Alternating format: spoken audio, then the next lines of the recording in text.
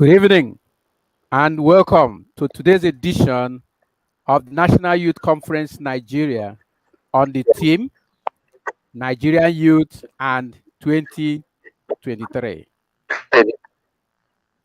The year 2023 has become pivotal in the sense that it will mark the end of the Buhari Presidency, which is also a landmark in the challenges that this country has faced all these years.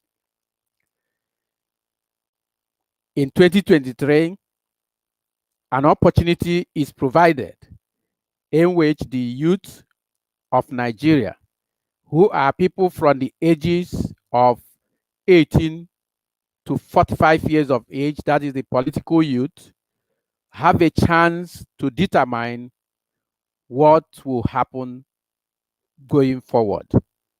Every one of us have been embarrassed and worried by the fact that a country so endowed like Nigeria, a country that ought to lead in Africa, show leadership, show commitment, show evidence of what is good in Africa, is the laggard in this case, is the one lagging behind. And many of us have been talking about what is going on, and our thoughts that have come out so strongly is that the youth of this country is disenfranchised, disabled, and rendered almost useless. This is the reason we have convened the National Youth Conference Nigeria. The National Youth Conference is organized by Town Hall Communications Company in association with the Initiative for the Advancement of the Cause of Young People, NEXTGEN, led by our able speaker today, and Grace Worth Nigeria Limited. Viewers, we are grateful that you're able to join us in this evening's edition of the conference. We welcome you to join in this discussion that will take place this evening. Join and listen to our speaker today and participate by asking questions. First, indicate to us that you're here. We already seen a number of our viewers from Twitch, and we hope that our viewers on Facebook and YouTube will also come forward. We want you to make comments, send your comments on the chat bar. We want you to ask questions. We want you to participate in several different ways. Our speaker today will be glad to respond to any comments you make relating to his speech, and also to answer any questions you have in the great effort that all of us are involved in trying to make the right things to happen in this political space called Nigeria. It will now be my pleasure to invite on stream to speak to us Mr. CHINEDU N. Samuel, the Executive Director of NEXTGEN. CHINEDU, welcome to the studios. Thank you very much, sir. Good evening, viewers and everyone who is online to attend this conference. So you may speak to the conference, and at the end of your speech, we will take questions either from the audience or also from us in the studios.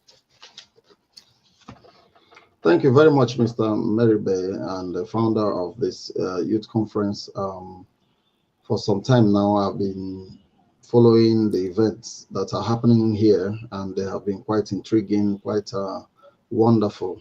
And I like the topic. It has to do with Nigerian youth and 2023.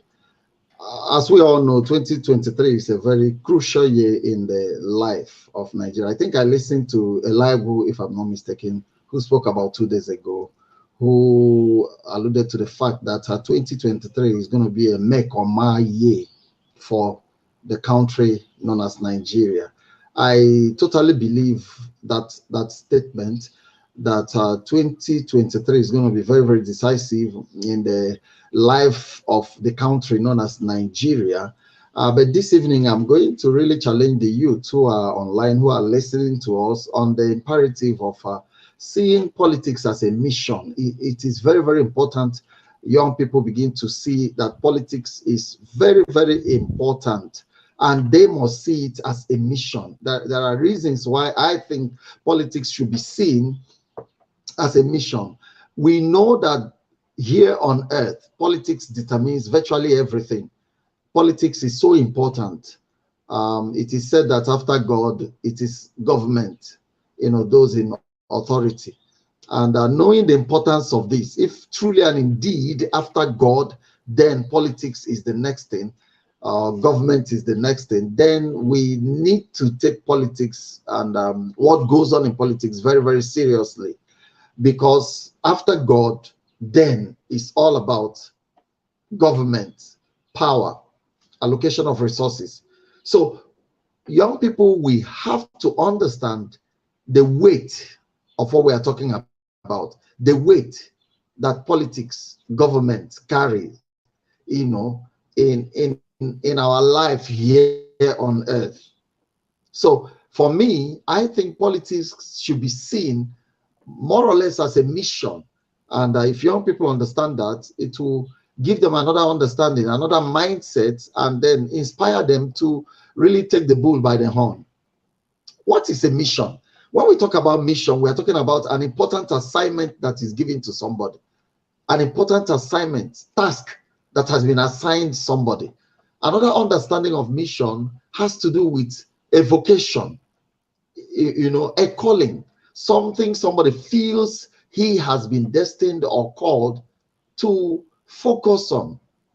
So why do I believe that politics should be seen as a calling, a vocation, a divine task, if you don't mind?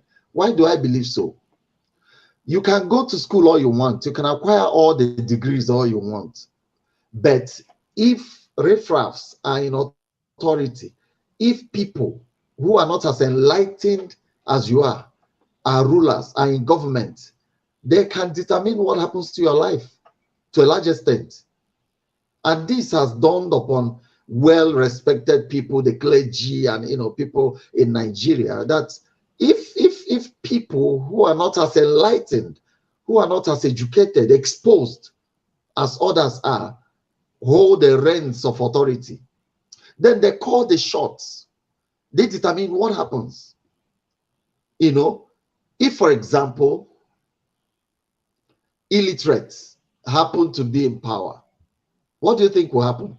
Everything will be at the level of their understanding, at the level of their exposure. And so the educated ones are not supposed to sit by and watch these ones that are not as enlightened as they are hold authority and rule and determine what happens. My point is this: my destiny, my future here on earth, to a large extent, is determined by what happens in government, by who is in authority, by the decisions he takes, by those in the corridors of power. If that is the case, then I should not allow my life, my destiny here on earth, to be toyed with by anybody from anywhere. I must make sure that I became influential, I become a factor in determining those who will be in authority, and not just determining those who will be in authority. Nothing stops me from also being in authority. So the educated ones are not supposed to shy away. The enlightened ones, whoever they may be, whatever position they have in life, must not shy away from the reality of what we are talking about. So if that is the case, then young people whose destinies are in the making, whose lives are in the making, must see politics as something that they must be very, very interested in.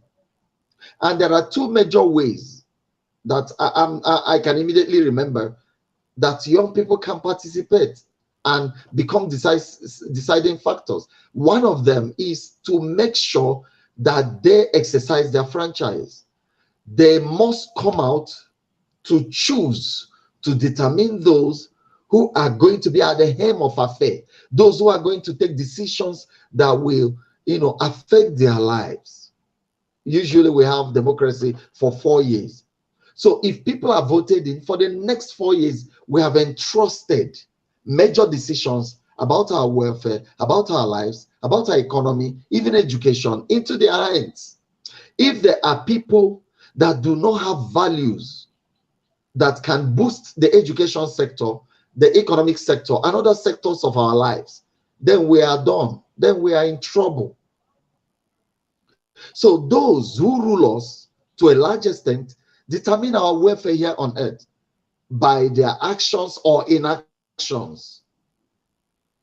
So would I sit by and watch somebody who is not as exposed, as enlightened, as educated, or whatever, as I may be, take reins of authority to preside over my affairs, to determine what happens to me, what comes to me? I had an experience in my years in the university, at the Department of Philosophy at the University of Calabar. When we came in, it was the norm for court boys to hold authority in the department and even at the student union government level. And so at some point in my school life, I had a challenge. It was a political year in the department. And something, because in the department back then, we had large departments. In fact, we used to call it double barrel department because we have some kind of 2 departments in one. So you have the year 1, year 2, year 3, and year 4 of this arm of the department. Then you have year 1, year 2, year 3, year 4 arm of this other department. And this other department also had diploma courses. So we had the year 1 diploma and then year 2 diploma. So in all, we had about 10 classes in the department. Massive department indeed. And the students will pay departmental dues. Then at the end of the day, stories are told about the dues. I think back then it used to be 250 naira. Stories are told. So what happens is that the so-called court boys and those who think they must be in authority, they must influence everything, they were the ones ruling, they were the ones in charge. And so when we make all those payments, they embezzle it, they pocket the money. Same thing was happening in government. I had a challenge. It was like I heard a voice. Will you be in this department and this happens again? Is there anywhere it is said that bad boys or court boys must hold authority in the department or even in the union, student union government? So I had that challenge to contest. I saw it as a mission, and I began my political career in the department. And I contested as the very director of finance, and I was in charge of the finances. And in the department, the constitution had it that you are director of finance. That's a combination of financial secretary and treasurer all put together. So I was keeping the records and I was keeping the money. And you can't believe how much came in that year. Thankfully, my president had good vision and we worked together to deliver some goods. The same thing happened at the student union government level. We came to a point when we knew that, those who feel they are good, who have what it takes, should get into authority and displace the bad ones and displace the court boys. There can never be vacuum in government. People must occupy government. And so when the good ones sit by, definitely the bad ones will come. So we contested also at the student union government level. And we won. And as God will have it, we delivered. We tried our best within the limits of available resources. My point, ladies and gentlemen who are on this conference, is that we all must decide that we are not going to throw our destinies into the hands of the uninformed.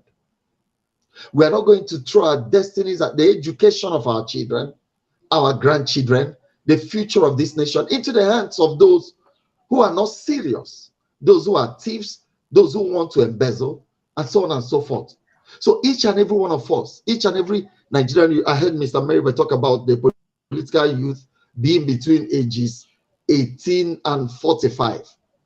If this demographic bracket of this country if this number of people come out and decide, one, to vote, number two, to occupy offices.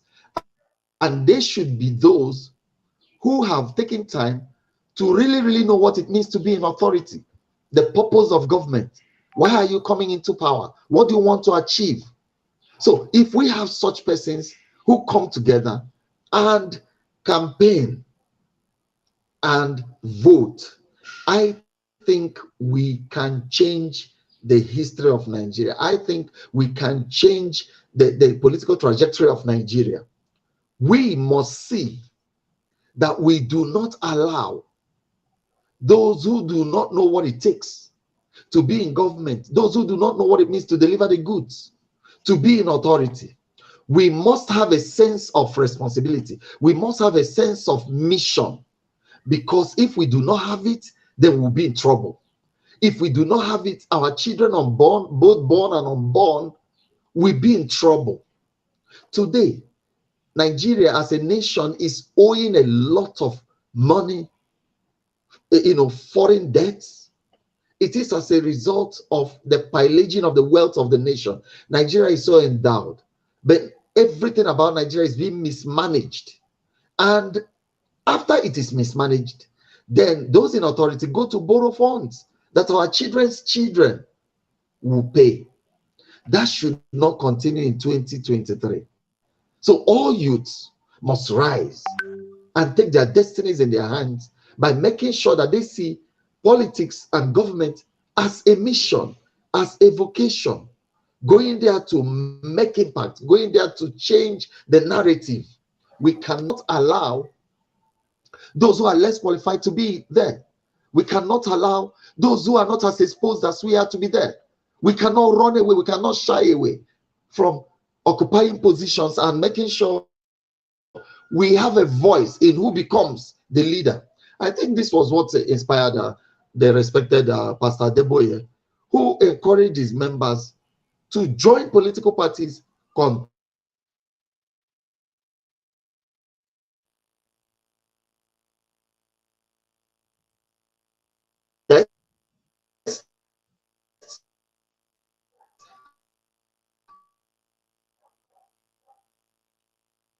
and be influenced by.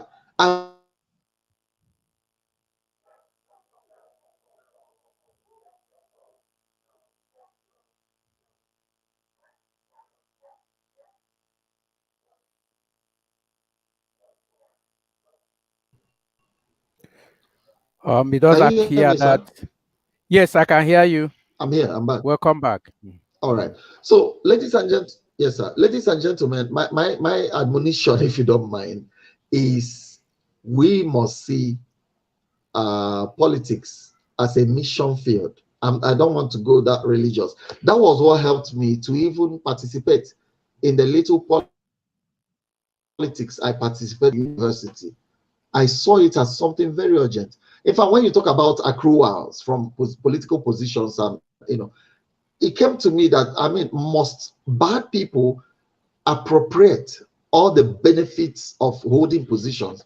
Because there are things that accrue to those in authority. There are entitlements. Must we sit by and watch and see, look at people that are less informed take advantage of all of that? Definitely not.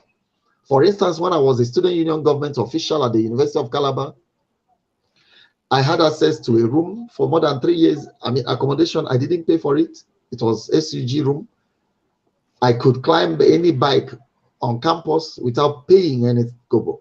I could even eat in any buka, as we used to call it those days, without paying anything if I choose to. I could enter any taxi on campus, any of those means of transportation, without paying a dime if I want to. Then I had influence with the vice chancellor, the DVCs, the Dean Student Affairs, and all of that. Who tells you it must be the bad ones that must enjoy all these things? So while you work, there are things that accrue to you, and we must not allow these in the hands of people that are less informed, less educated. All of us must rise. 2023 is a make or my year. We have had enough. of irresponsible leadership. I want the spirit that inspired, that positive spirit that inspired NSAS movement that saw Nigerian youth within and outside the country rise to the occasion before the riffraff again, took advantage of the whole thing. But I want that spirit, that positive spirit that made Nigerian youths take their destinies in their hands to also propel every Nigerian youth towards 2023. Something must change. The youth must be in authority.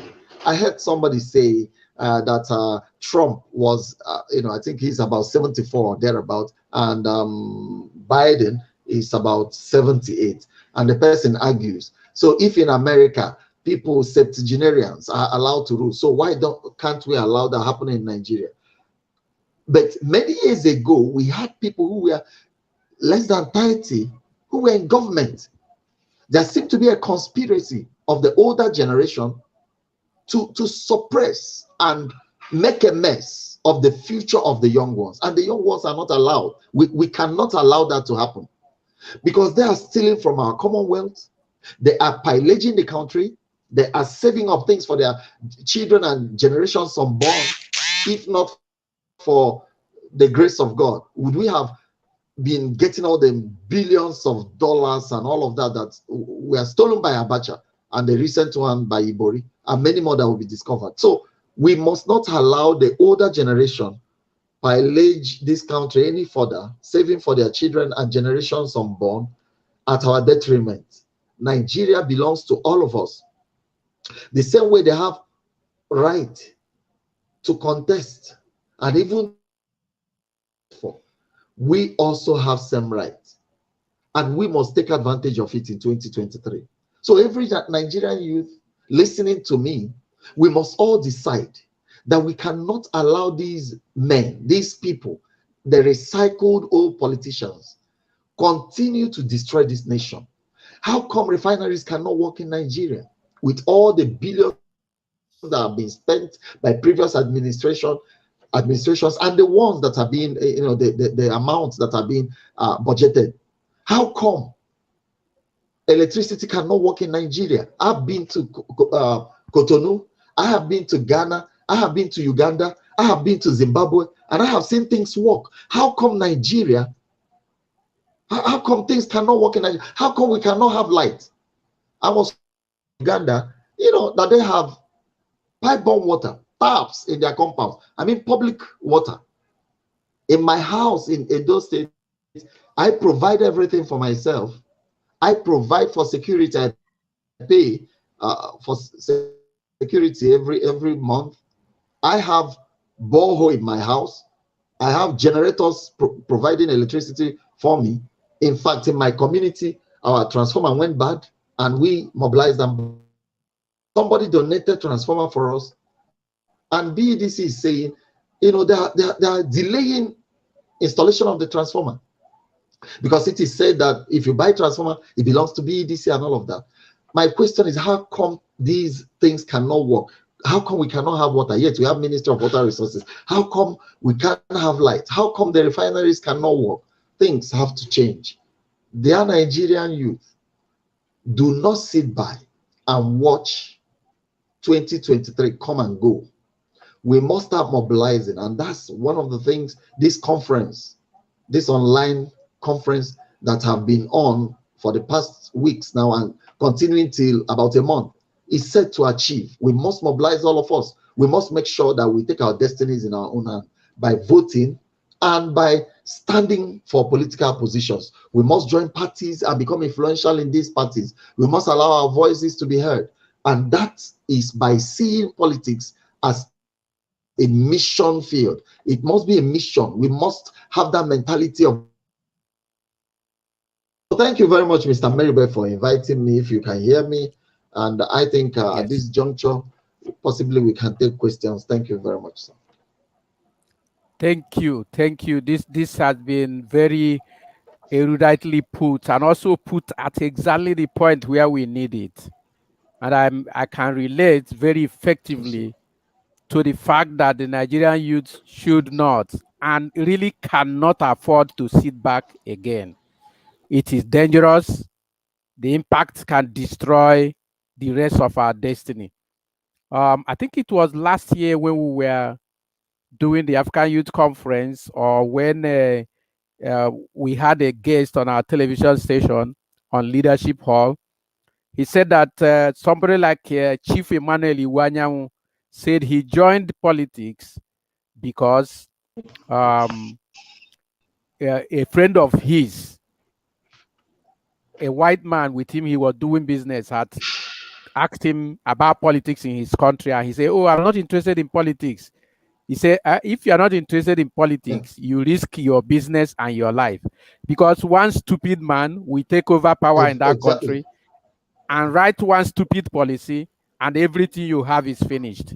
So you captured it well, Exactly. Mr. Samuel, and this is very helpful for us here.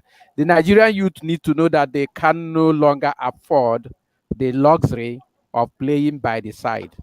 And the other thing they need to know is that nobody will carry power and hand over to you.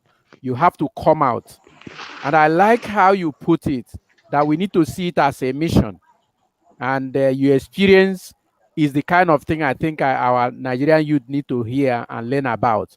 You felt the need to remove the hand Yes. of these evil guys from the system, and then the impact we all Yes. who are Yes, sir. uh, alma mater of the University of Calabar know the impact of what you put did in those years.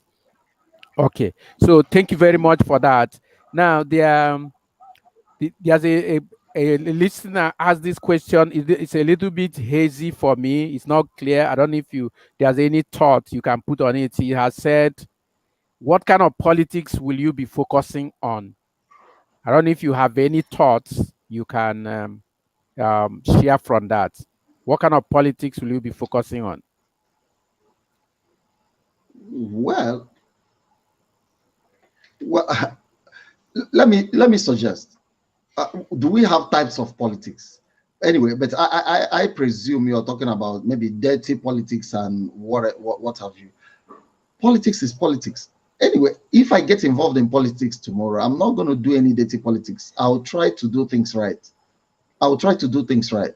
Of course, there will be a lot of influences, but again, it is not something that we will leave in the hands of people that do not know the value of it. Virtually everything about this life is neutral. In other words, we give it the coloration. Those who handle politics make it dirty politics because they are dirty. If good people handle politics, politics will become good.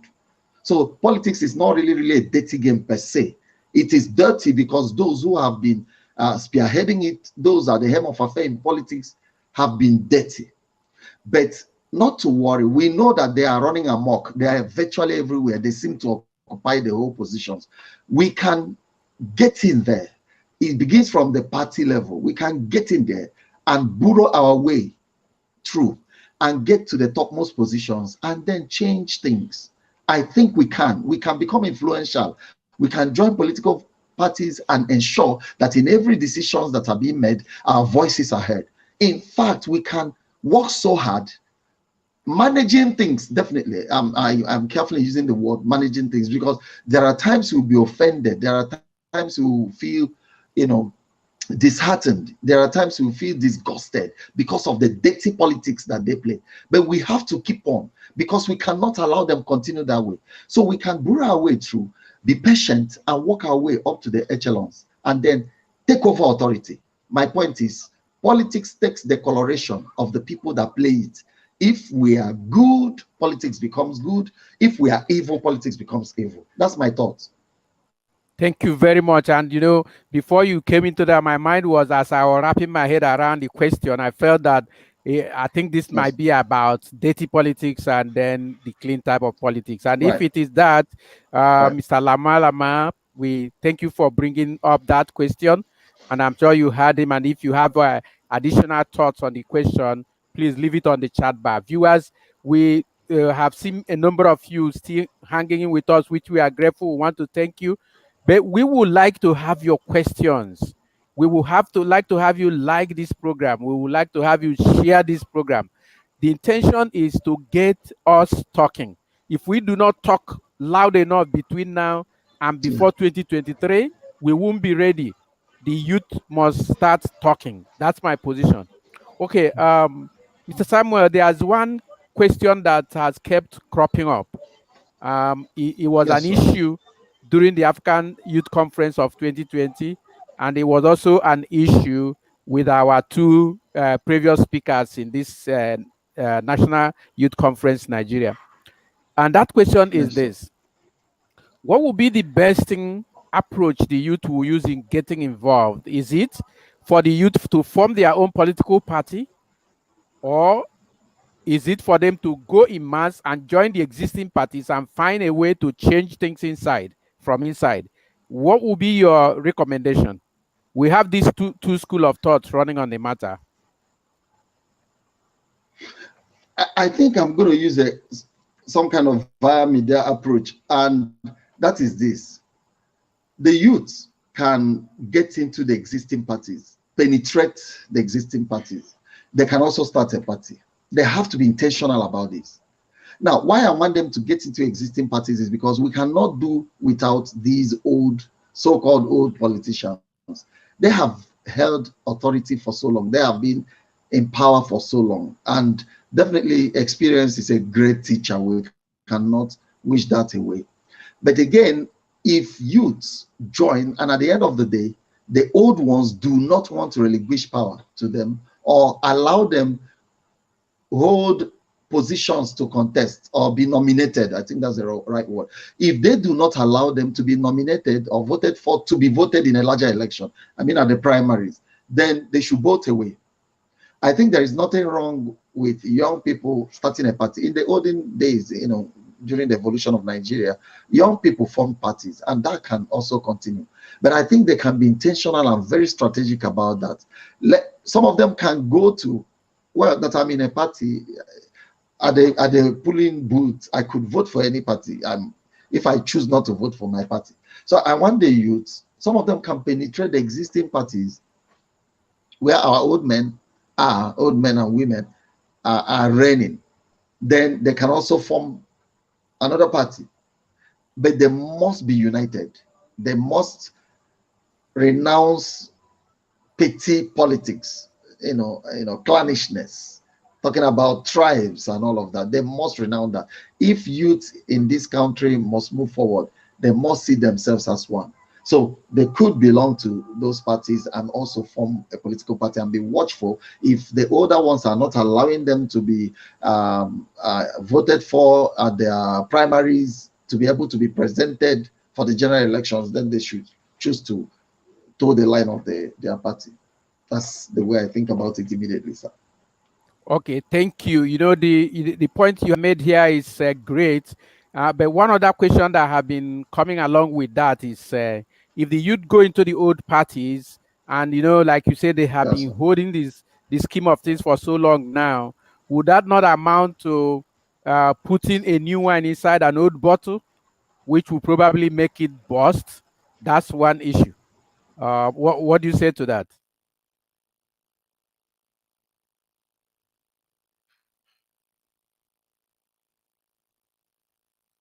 Are you there? Hello, Mr. Samuel. Hello.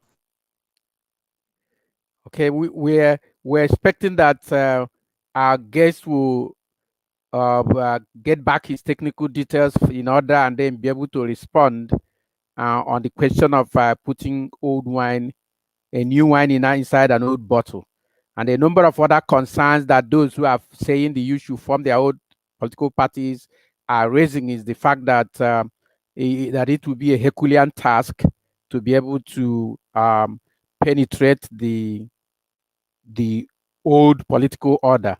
But be that as it may, I like what our speaker had just said here today. Mr. Samuel is of the view that the youth should be intentional about what they are about, what they are doing, what they're going to do in politics. And number one for me in being intentional is if you are going to go into the politics and you are joining the old political parties, you will not do if you can't beat them, join them thing. You will strategically want to be able to So sorry. yes, you will be strategic about your movement into those parties. Your focus will be on delivering the right thing, changing the current colorations of politics which these old people have laid down, and that will be intentional. And if you are forming your own political party, our speaker wants you to be intentional too. That is, your focus should be to aggregate all the resources available and use that to make a statement. That statement will be to get power for the purpose of service, get power for the purpose of allowing good people be among those who will activate or actualize and have access to the good side of power. In fact, We are glad to have you sorry, back, I Samuel. lost you along the way. Okay, yes, Yeah, please. sorry. You were still reacting Yes, to sir. that last question. If I you think have more thoughts. the right word is to the right word will be to wrest power out of the hands of these old people. We need to wrest power out of their hands. And I think that was what was this man called in Ghana, Jerry Rawlings did as a military man. I have been to Ghana. I've been shown where he literally killed all the old politicians. I'm not advocating that anybody should kill anybody, but we must wrest power out of the hands of the recycled old politicians. That's my point. They were in authority when they were in their 30s, and now in their 60s, 70s, and 80s, they want to be in power. 80s. We should wrest power out of their hands. Yes, sir. Okay, I think that point is clear there. The youth must be intentional, and the background, the main thing they have to do is to get power out of the hands of these people. These people have no reason to continue Yes. to hold power in Nigeria. They don't have legitimacy in my mind for holding power. One, they are not delivering any Yeah. service to anybody. They are not delivering to their Yes. tribe. They are not delivering to the majority of Nigerians. And things are so bad that Labaja made a music calling the rest of Nigeria 200 Yes. million mumu. 200 million Okay. people at the mercy of a few thousand If criminal you. elements who are not Yeah. even 21st century compliant. You know, that it pisses me off. Now, I'd like to ask this Yes. question. In Europe today, most of the advancing countries of Europe, their prime ministers and presidents and those who rule there are mostly young Yes. people. I think, is it in Yeah. Sweden or which place, or Iceland? There's a place like that. The prime minister is, or is it the president, is a young lady of 29 or Yeah. 32 years. I've forgotten. Yes, Yeah, I've Australia, forgotten, but it's New true. Zealand, all of those people elected young people as their leaders. And these are young people that Mm-hmm. are 21st century compliant, ICT compliant. Compliant. They can, Yes. yes, they can Yes. follow the trend. And then we have in Mm-hmm. Nigeria 200 million plus people. Somebody who has never finished reading a book. And I think this doesn't say well for the country. So, do you have That's any right. comments on that that can encourage the young people to make the effort to try? That's I made that point earlier. If you hear me, sir. Yeah.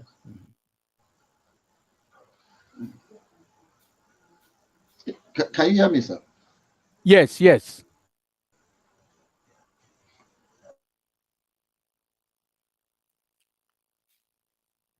Okay, I think we are at those technical issues again, but I think the point needs to be noted that Chinedu had earlier mentioned the fact that people at the level of those who are ruling us in this country today are not supposed to hold any political parties, any political positions. They do not have the capacity Said to rule. They it. cannot govern. They Yeah. cannot produce any good for the people. Yeah. So his recommendation, I stand by that recommendation and use that to invite the Nigerian youth to really rise up and do what they must do. Okay. Um, uh, are you back there? Can you speak? Okay. And I think the technical issues are continuing, and I will begin to wrap up this conference. Chinedu had said something so powerful that everyone should take to heart, which is One, if I want to bring them up as a summary, number one, the Nigerian youth need to rise up now. Two, 2023 is a make or buy year for the country, and this country is endowed with so much, you cannot allow it to continue. The next one is that good people shouldn't sit back, because according to the law of nature, So it is sorry. because, yes, good people are sitting back. That's why bad people are overrunning everywhere and destroying things. Chinedu, you are back with us. Do you have a final word for us today Yes, sir. as we wrap up this conference? Dear young people, dear Nigerian youth, it is about your future. It is about your destiny. It is about your children, both born and unborn. I have a son who is in SS3 today. I'm concerned about the kind of life he's going to be living in a country overrun by headsmen, in a country where headsmen can carry AK-47, but normal citizens cannot even defend themselves. I'm concerned. And so, if all of us are concerned about what happens, where we are headed, then we must be part of the political system. We must be part of the decision-making, group. And that decision is taken at the election through politics. I know many of you say votes do not count. They do. Go there and exercise your franchise. It is important to do that. Not just that, become politically educated, become politically enlightened, understand the intrigues of politics, understand what goes on in government, and position yourself to be elected. If good people shy away from politics, then bad people will definitely be there. And mind you, there can never be vacuum. There must be leadership in the nations of the world until this world ends. There must be leadership, even if it is by mad people.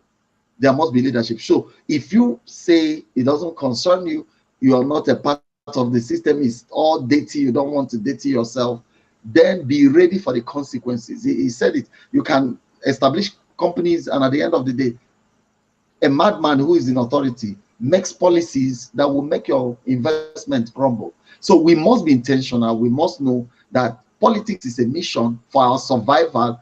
Politics is a mission for the life of our children, both born and unborn. Politics is for the survival of our grandchildren. As long as we are here on earth, as long as the world has not ended. Thank you very much. Thank you. This is well said. I'm so very happy to be able to share this room and studio with Chinedu Samuel, the Executive Director of NextGen Foundation. His works include helping young people to find their talents and strategies, and he teaches them to be able to uh, develop themselves in such a way that they will be able to take over in what they're doing. And he has invited you to get up and take it over, because Yes. it is about our future. It is about your future. If it is in the hands of good people and they are doing the right thing, we will all queue behind them and support them. But they are not doing any right thing. And this conference is set up to conscientize the youth of Africa, the youth of Nigeria. And for this, politically speaking, we are talking to those between the ages of 18 and 45 who have the power of franchise, who can who can vote and be voted for. So take up the gauntlet and fight for what belongs to them. Thank you very much, Mr. Chinedu Samuel, for being with us, and it has been a pleasure to host Thank you you for here. having me. Yes, you made a very Thank you powerful for having me. contribution that I know that will help Africa. Thank you. Thank you very much. Thank you, sir. Thank you.